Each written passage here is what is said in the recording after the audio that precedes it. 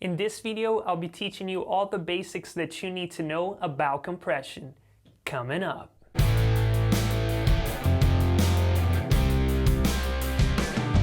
Welcome to the Home Studio Academy, everybody. My name is Nolan Freitas, and my goal is to help you build your own home studio and teach you how to create professional sounding recordings from home. So today, we're going to be covering compression. What is a compressor? What does it do? And why do we use it?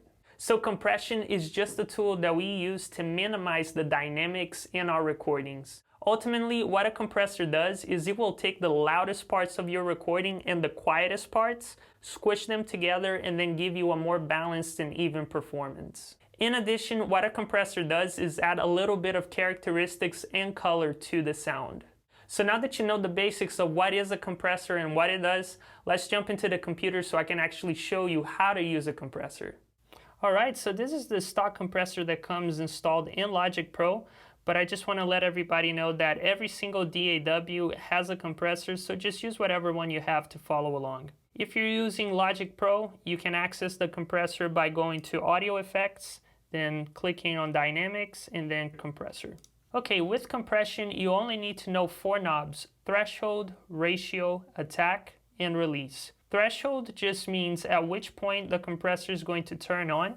So if you leave it at 0, nothing gets compressed. As I turn the knob, you're going to see the meter start to move. Next is ratio. So ratio just means how much compression is applied. Right now we have a 2-to-1 ratio. That simply means that, let's say if we set our threshold here at -10, every time that it passes -10 by 1 dB, 2 dB will be compressed.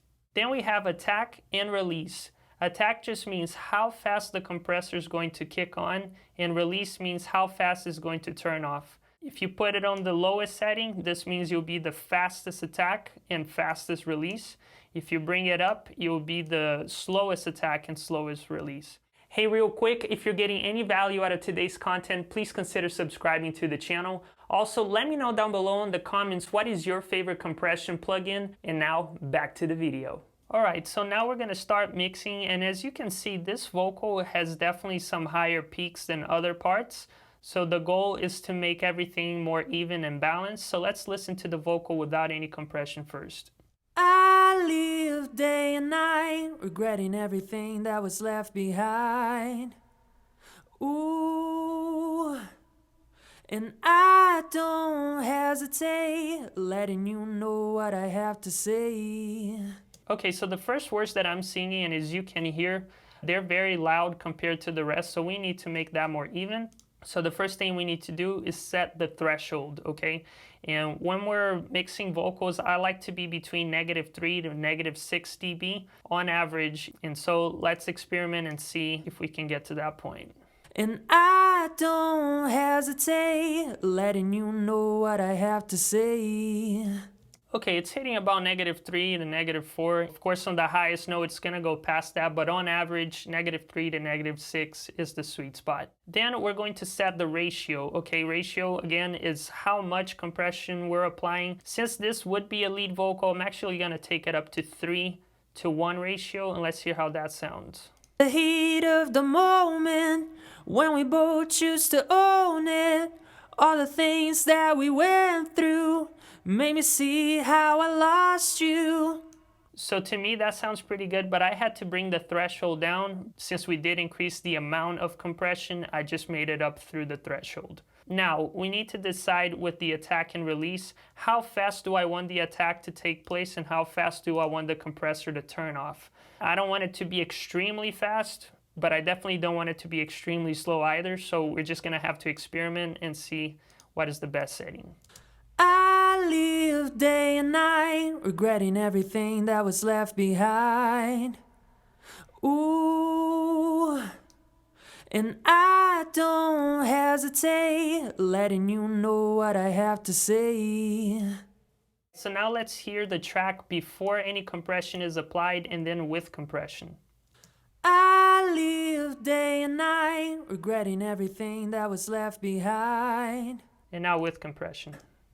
And I don't hesitate, letting you know what I have to say. In the heat of the moment, when we both choose to own it, All the things that we went through made me see how I lost you.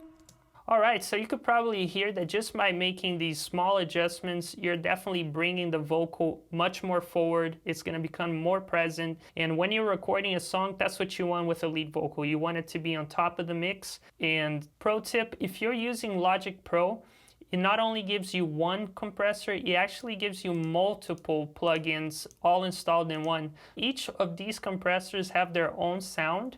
So I'm going to toggle between the sounds here and you'll see the drastic difference. In the heat of the moment, when we both choose to own it, all the things that we went through made me see how I lost you. So you can definitely experiment and see which of these settings would benefit your track the most.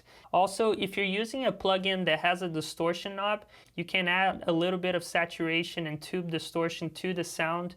This will give you more color and more character to the vocal or whatever audio source you're recording. So let's hear that out as well. The heat of the moment, when we both choose to own it, all the things that we went through made me see how I lost you. Also, make sure you pay attention to the output gain. You don't want to really add volume or take away volume. So at the end of the process, try to match the input gain and the output gain so they're the same. And there you go. Those are the basics that you need to know about compression. Also, if you want to learn how to use an EQ, I'll be putting that video card here on the screen. Thank you so much for watching, and I hope to see you in future videos.